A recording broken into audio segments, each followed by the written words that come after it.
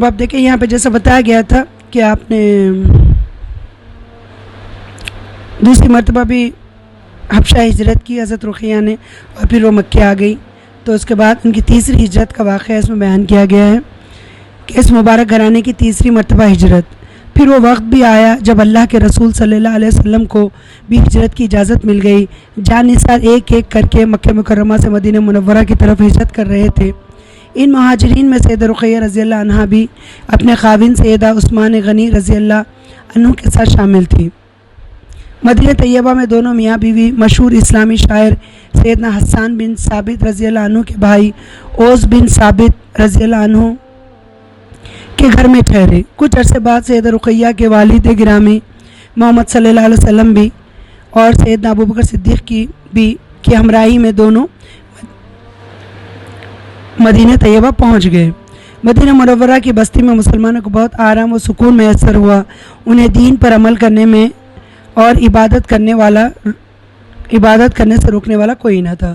اب آپ سمجھ گئے آپ کا گھرانہ جو تھا، آپ نے تیسری مرتبہ ہجرت کی، اور آپ محمد صلی اللہ علیہ وسلم کی ہجرت کرنے سے پہلے ہی حضرت رقیہ اور حضرت عثمان غنی یہ دونوں مدینہ پہنچ گئے تھے۔ مدینہ پہنچنے کے بعد ایک شاعر تھے اسلامی شاعر جن کا نام حسان بن ثابت تھا، ان کے بھائی کے گھر انہوں نے آپ یہ ٹھہرے ہوئے تھے۔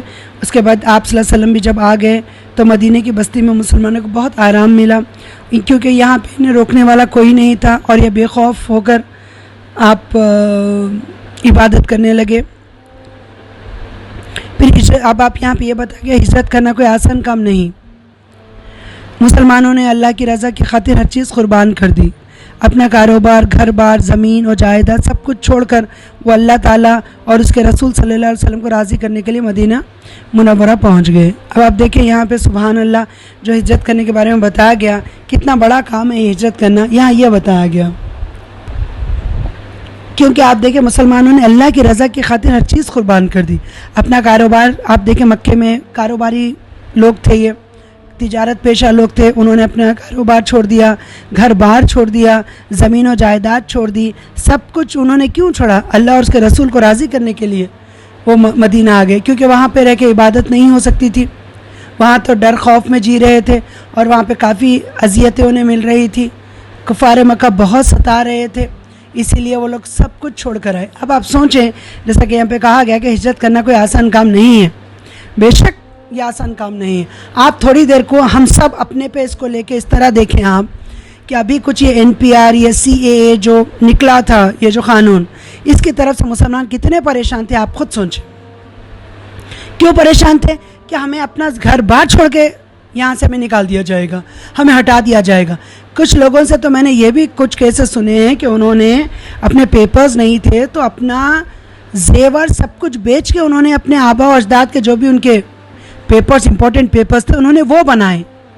تو سوچیں آپ، ایک ہم ہیں اس طرح، اور ایک وہ لوگ تھے کہ انہوں نے صرف دین کی خاطر انہوں نے اس طرح آپ اپنا کاروبار چھوڑ دیا، گھر بار چھوڑ دی، زمین و جائیداد چھوڑ دیا، اور سب کچھ چھوڑ کے وہ اللہ اور اس کے رسول کی رضا کے لیے مدینہ منورہ پہنچ گئے۔ ہمارے اندر بھی ایمان کی کمی، آپ بتائیں، اگر ہمارے اندر اگر ایمان ہوتا تو ہمیں اس گھر بار، جائیداد، پیسہ، کاروبار سے بالکل محبت نہیں ہوتی۔ ہم یہ سوچتے اس وقت شاید کہ میرا رب کی سرزمین تنگ نہیں ہے، سب اسی کی زمین ہے، کائنات اسی کی ہے، اس میں بھی اللہ کی کوئی مصلحت ہوگی۔ بولے آپ کتنے لوگ پریشان رہے۔ میں نے تو ایسے لوگوں کو بھی دیکھا ہے جو جائیدادیں بیچ کر یہاں سے رخصت ہونے والے تھے۔ آپ بتائیں، اللہ نے کرونا وائرس بھیج دیا۔ اب آپ بتائیں اس کے بارے میں کیا خیال ہے آپ کا؟ یہ میرے رب کی حکمت ہے، یہ میرے رب کے فیصلے ہیں۔ لوگ کتنے پریشان رہے، آپ بولیں، جان میں جان نہیں تھی لوگوں کے، راتوں کی نیندیں اڑ گئی تھی۔ میرے ایسے بھی اپنے لوگوں کو میں نے دیکھا، ہر ایک کی زبان پر یہ NPR CAA، اتنے پریشان۔ اللہ نے کہا کہ ٹھہرو، میں تمہارا دماغ وہاں سے ہٹا ہی دیتا ہوں۔ ہٹا کے اس نے کرونا وائرس میں لا دیا۔ اب ہر کوئی، جب تو صرف مسلمان ہی پریشان تھے NPR اور CAA میں، اب ہر کوئی دنیا کا شخص پریشان ہو گیا کرونا وائرس۔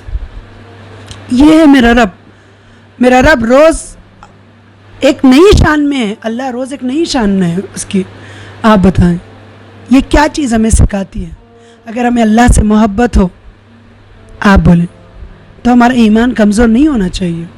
وہ لوگ اپنے آپ نے حضرت زینب کا بھی آپ نے قصہ سنا نا اس سے پہلے، وہ اونٹ پر جب آئیں، کیا تھا ان کے پاس جب وہ مدینہ ہجرت کرنے نکلی گھر سے؟ کچھ نہیں تھا نا.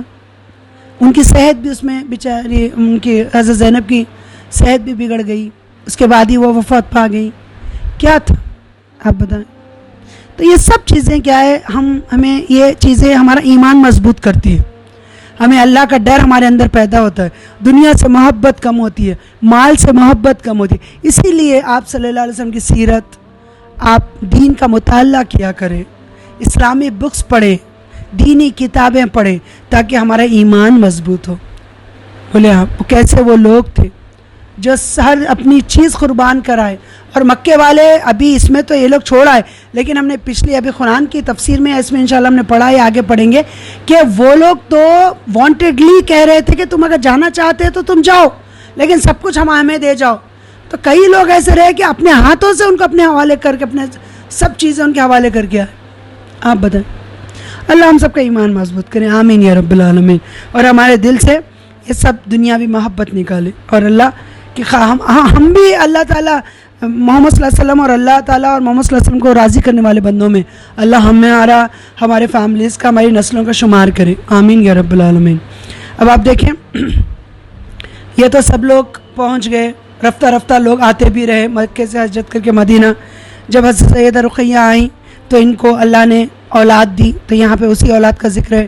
سیدہ رقیہ رضی اللہ عنہ کو اللہ تعالیٰ نے 3 ہجرتوں کی مشقت کے بعد یہ خوشی دکھائی کہ ان کے ہاں ایک خوبصورت بیٹا پیدا ہوا جس کا نام عبداللہ رکھا گیا، اور اب سیدہ کی کنیت عبداللہ ہو گئی. عبداللہ رضی اللہ عنہ کے بعد ان کے ہاں کوئی اولاد نہ ہوئی، تو ان کو جو اللہ نے ایک بیٹا دیا، اور وہ بہت ہی خوبصورت تھا، اور اس کا نام عبداللہ رکھا. اور میں نے آپ سے پہلے بھی کہا عبداللہ کا مطلب ہے اللہ کا بندہ. اور اس کے بعد یہ ان کی کنیت جو تھی رقیہ رضی اللہ عنہ کی عبداللہ ہو گئی.